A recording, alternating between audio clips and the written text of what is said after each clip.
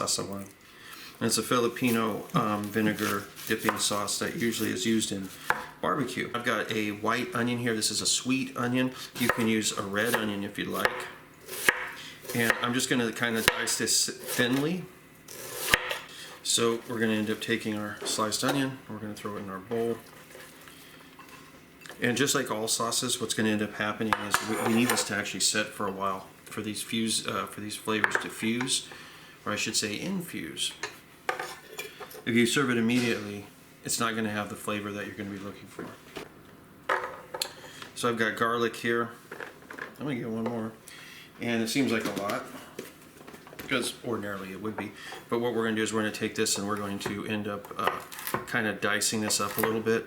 It doesn't have to be diced up well. We're just trying to make sure that the flavors that are inside here and the aromas and stuff like that can escape, and then it can go into the sauce. The more you cut it up, the more it'll permeate throughout the sauce. So this right here is going to be adequate.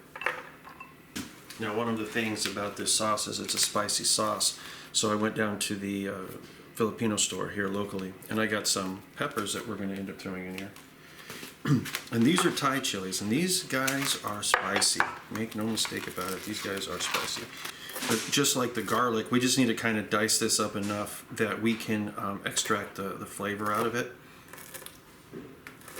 Some people will put Scotch bonnets inside here.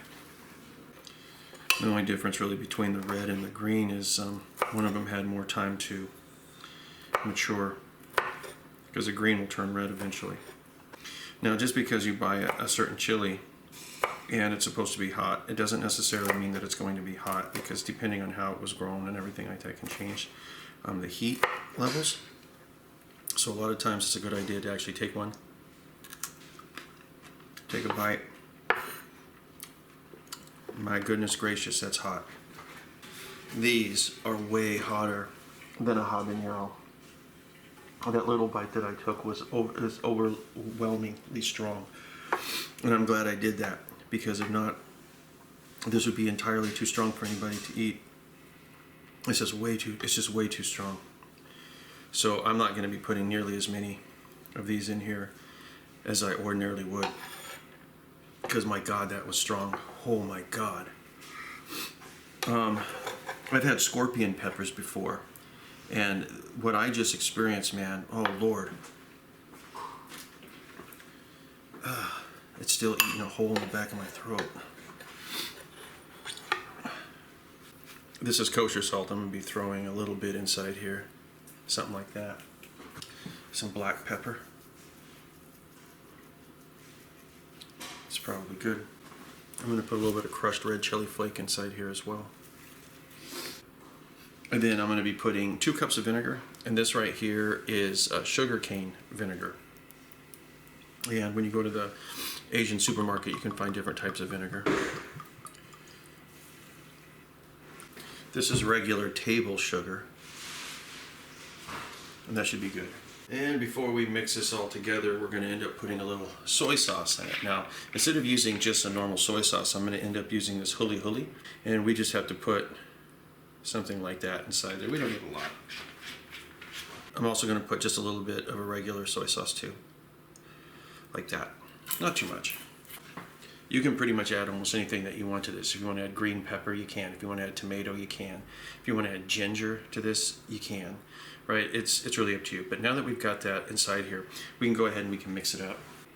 And as I had mentioned before, what we want to do is let this soak for a while, because it's going to end up softening the onions. It's going to soften the garlic. It's going to extract the flavors, the spice, and everything out of what we put in it. Okay, so right now everything is kind of submerged.